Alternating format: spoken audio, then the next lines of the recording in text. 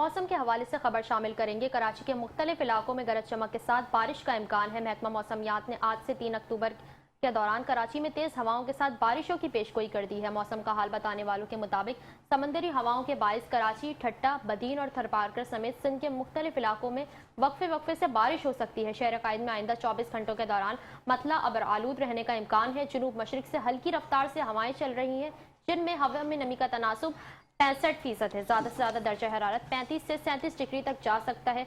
इसी हवाले से मज़ीद तफसीलात जानते हैं हमारे नुमाइंदे फ़हीम सैलरा से। जी फ़हीम, आगाह कीजिएगा।